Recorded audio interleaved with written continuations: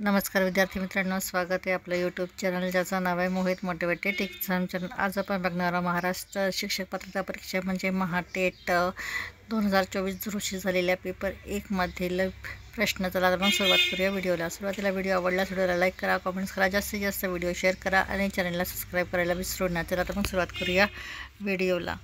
सुरुवातीला आहे मराठी विभागातील प्रश्न। उत्तरा दिला आहे प्रश्न क्रमांक 1 ते 3 साठी सूचना। पुढील उत्तरा वाचून त्या खालील प्रश्नांची उत्तरे दिलेल्या पर्यायातून निवडा।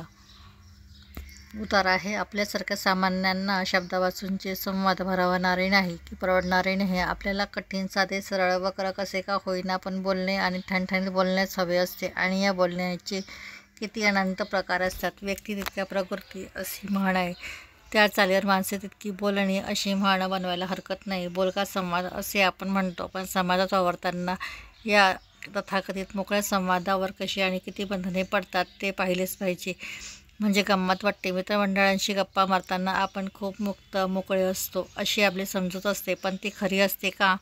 आपणाला एकमेकांचे अनेक गुणदोष, एकमेकांच्या जीवनातले बरे वाईट तपशील ठाऊक असतात, त्यामुळे तिथे कधी मोकळ्या गप्पा होत असल्या तरी अनेकदा त्यातल्या जवळीकतेमुळेच कधी कधी एक चमत्कारिक अवघडलेपणाही अनुभवायला येतो। एकमेकांची मते, आग्रह, दुराग्रह ठाऊक असल्यामुळे मतभेदाचे अवघड विषय बहुधा आपण शिफारशीतून टाळतो। वृत्तीतली हळवी जागा स्वाभिमानाची ठिकाणे माहीत असल्यामुळे बोलताना त्यांना कुठे धक्का लागणार नाही, समोरच्या व्यक्तींचे मन दुखावले जाणार नाही याची सतत काळजी घ्यावी लागते। या उत्तरातील प्रश्न बघूया। व्यक्ती तितक्या प्रकृती या म्हणीचा अर्थ कोणता? पर्याय आहे सर्व व्यक्ती सारख्याच स्वभावाचे असतात। व्यक्तींच्या आचार विचारात भिन्नता असते। सर्व व्यक्तींमध्ये साम्य असते। सर्व व्यक्तींची मनोवृत्ती भिन्न असते। तर याचं अचूक उत्तर आहे पर्याय क्रमांक 2, सर्व व्यक्तींच्या आचार विचारात भिन्नता असते। प्रश्न क्रमांक 2, संवादात मतभेदाचे अवघड विषय टाळले जातात कारण?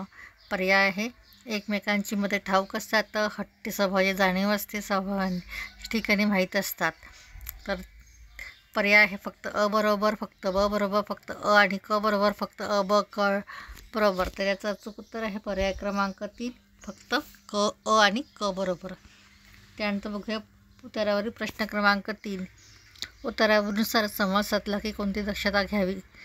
पर्याय आहे समोरच्या व्यक्तींचे मन दुखावले जाणार नाही याची, स्वतःचेच म्हणणे खरे करण्याची, नेहमी स्वहितास प्राधान्य देण्याची, समोरच्या व्यक्तीच्या दोषांकडे दुर्लक्ष करण्याची। तर याचं अचूक उत्तर आहे पर्याय क्रमांक 1, समोरच्या व्यक्तींचे मन दुखावले जाणार नाही याची। प्रश्न क्रमांक 4, मामाने भाचीच पोरकी भावली आणली या वाक्यातील विशेषणाचा प्रकार कोणता?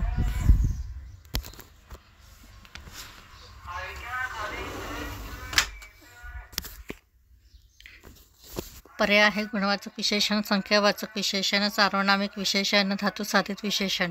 तर याचं अचूक उत्तर आहे पर्याय क्रमांक 1, गुणसाधित गुणवाचक विशेषण। प्रश्न क्रमांक 5, कर्नल संतोष महाडिक आपल्या तुकडीसह पुढे सरसावले या वाक्यातील अधोरेखित शब्दांची जात ओळखा। पर्याय आहे केवळ प्रयोगी अव्यय, क्रियाविशेषण अव्यय, शब्दयोगी अव्यय, उभयनवी अव्यय।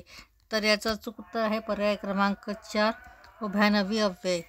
त्यानंतर बघूया प्रश्न क्रमांक 6, आम्ही पूर्ण दिवस पाण्यात डुंबलो। अधोरेखित शब्दाच्या विभक्तीचा कार्यार्थ कोणता? कारकार्थ कोणता? पर्याय आहे कर्म, अधिकरण, करण, संप्रदान। तर याचं अचूक उत्तर आहे पर्याय क्रमांक 1, कर्म। त्यानंतर बघूया प्रश्न क्रमांक 7, पुढीलपैकी नपुंसकलिंगी नाम ओळखा। पर्याय आहे फुगे, धागे, सोगे, वांगे। तर याचं अचूक उत्तर आहे पर्याय क्रमांक 4, वांगे। त्यानंतर बघूया प्रश्न क्रमांक 8, आम्हाला उत्कर्षाचा आणि प्रगतीचा मार्ग दिसला या वाक्यातील विधेय भाग ओळखा। पर्याय आहे मार्ग दिसला, आम्हाला दिसला, प्रगतीचा मार्ग दिसला, आम्हाला मार्ग दिसला। तर याचं अचूक उत्तर आहे पर्याय क्रमांक 3, प्रगतीचा मार्ग दिसला।